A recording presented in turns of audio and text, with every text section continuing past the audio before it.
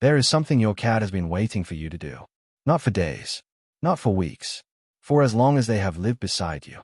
Every single day, in small and quiet moments that you have walked past without noticing, they have been waiting. And most owners never do it. Not because they do not love their cat, but because nobody ever told them it was possible. Nobody ever told them that the thing their cat was waiting for was something they could give in a matter of seconds. That it required no training, no equipment, no special knowledge. Just the willingness to understand what their cat has been trying to say. And once you know what it is, and once you try it tonight, you will think about every ordinary day that passed before this one differently. Not with regret, with something closer to wonder. Because they were always there, waiting. And now you know how to answer. Let us talk about what is really happening. 1. Your cat has been sending you a message every day that you never answered. You have seen it hundreds of times. Your cat across the room, or beside you on the sofa, or in the patch of afternoon light on the kitchen floor. They look at you, and then, slowly, deliberately, they close their eyes. Not the fast involuntary blink of a reflex. Something different. Something longer. A slow, conscious lowering of the eyelid, held for a moment, and then reopened. You probably smiled. You may have said something to them, and then you went back to what you were doing. And your cat waited, and tried again tomorrow. Researchers at the University of Sussex confirmed in a published study that the slow blink is not tiredness. It is not a reflex. It is a deliberate communicative act. When researchers tested what happened when humans slow blink back at cats, the results were unambiguous. Cats slow blink significantly more in response to a human who returned a signal than to one who maintained a neutral expression. The exchange was bidirectional. It was a conversation. In evolutionary terms, closing your eyes in the presence of another living being is the most dangerous thing a predator can do. Every survival mechanism argues against it. To close them slowly, deliberately, in front of you, is to set down every weapon they carry. It is the biological equivalent of saying, in your presence, I do not need to be ready. I do not need to be alert. I trust what is between us completely. Your cat has been saying this to you every day, in the only language they have for it, and they have been waiting their whole life for you to say it back. Tonight, find your cat. Wait until they are calm and looking in your direction. Make soft eye contact, and then close your eyes slowly. Hold it for a moment. Reopen them gently, and watch what happens next. 2. They know your voice better than you realize, and they have been waiting for you to use it. Most owners feel slightly self-conscious talking to their cat. They do it anyway, quietly, when no one else is around. They narrate small things. They say their cat's name in a particular way. They tell them things they would not tell anyone else. And somewhere in the back of their mind they assume it is entirely one-sided. A comfort for themselves. Something their cat tolerates at best. A study published in Scientific Reports found something that should change that assumption entirely. Domestic cats not only recognize their own name, they recognize the names of the humans they live with and the other cats in the household. They build a working mental map of the people in their world, indexed by sound, by scent, by the specific acoustic signature of each person's voice. But it goes further than recognition. Research into cat-directed speech, the particular tone that most owners unconsciously adopt when talking to their cat, found that cats respond significantly more to this voice than to their owner's normal conversational voice. They orient toward it. Their ears move. Their attention fixes. The voice that you use only for them, the one you would be embarrassed if anyone overheard, is the voice that reaches them most completely. Your cat has been listening to every word. Not parsing grammar, not following narrative, but registering your emotional state through the frequency and rhythm of your voice with a sensitivity that has no human equivalent. When you are calm, they know. When you are anxious, they know. When you are speaking specifically to them and not to the room, they know that too. They have been waiting for you to understand that when you speak to them, someone is genuinely there. Someone who has been listening, in their own way, since the very first day. 3. There are places on their body they have been waiting for you to find. You pet your cat the way you always have. The long stroke from head to tail. A quick scratch behind the ears. A brief pat before you stand up. Your cat accepts some of it, pulls away from some of it, occasionally bites you mid-stroke for reasons you cannot explain. You have decided they are just unpredictable. That is just cats.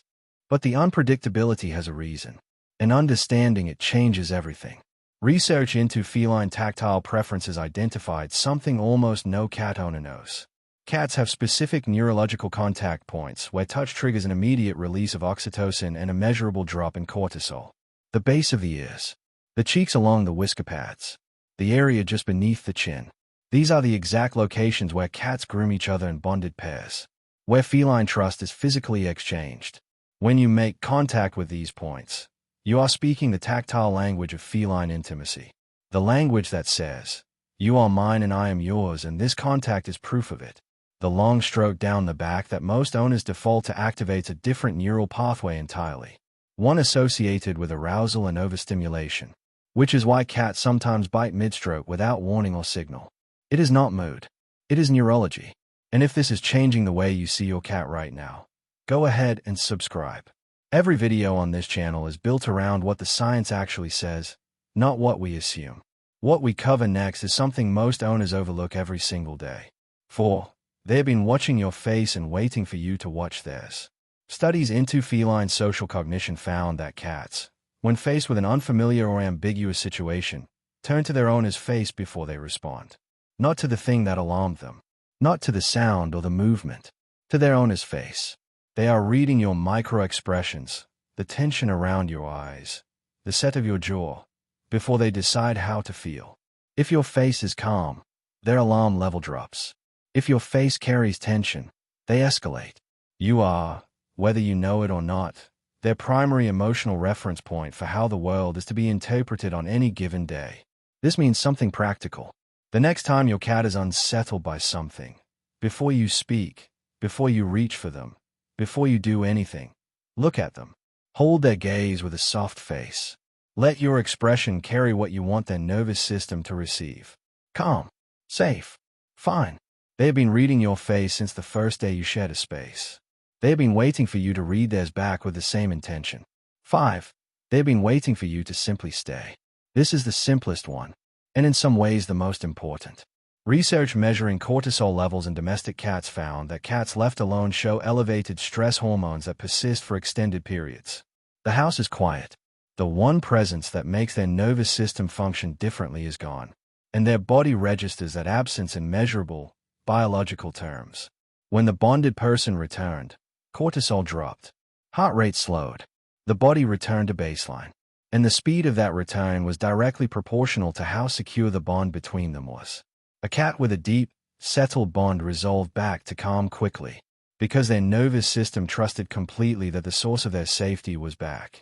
What this means is that your physical presence, not your entertainment value, not your activity level, not even your attention, your simple presence in the same space, is one of the most regulating forces in your cat's entire biological experience. They are not asking you to perform. They are not asking you to play or engage or do anything in particular. They are asking you to stay. The cat who follows you from room to room is not being clingy. They are maintaining proximity to the one variable that makes their internal world feel manageable.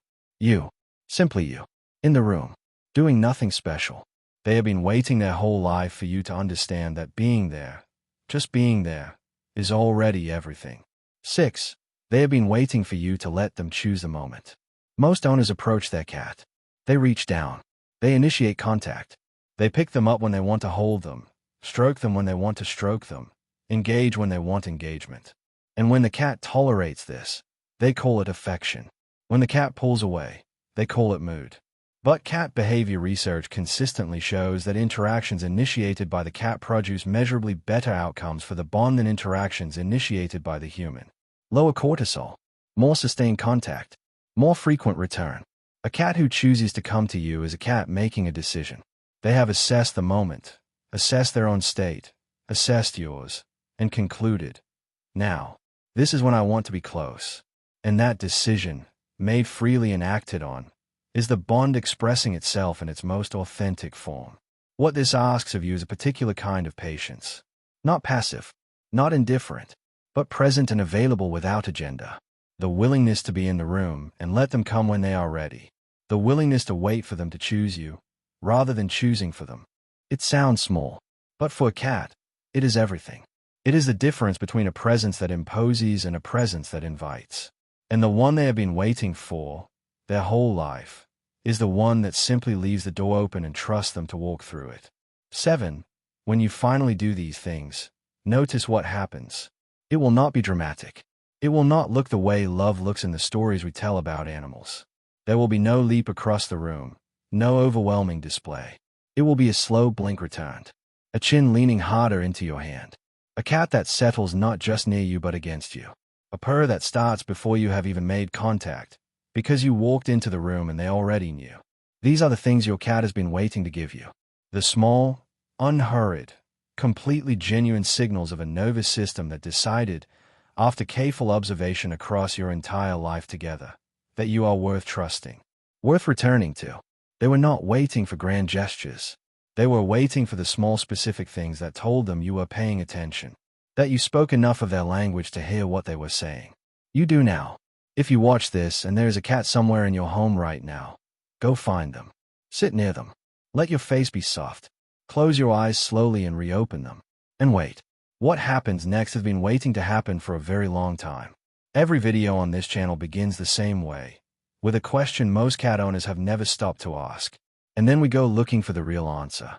Not the simplified version, not the comfortable assumption, the actual science, the studies, the behavioral research that takes years to surface and rarely reaches people in a way that feels like a real conversation. That is what we do here every single time. If this video gave you something, hit like, drop a comment and tell us what happened when you tried it. And subscribe, because what we are covering next will change the way you see your cat all over again. The more you understand them, the closer you get to something most people spend a lifetime living beside and never fully seeing. And that is always worth staying for.